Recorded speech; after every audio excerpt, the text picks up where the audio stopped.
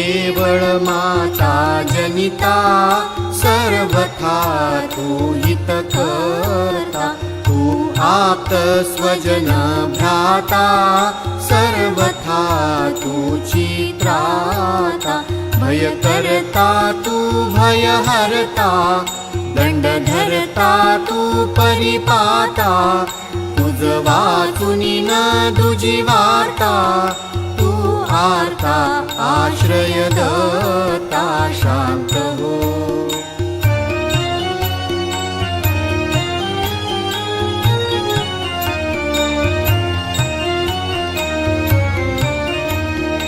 अपराधास्तव गुरुनाथा जरी दंडा धरिसी यथार्था तरी आम्ही गाऊनी गाथा तव चरणी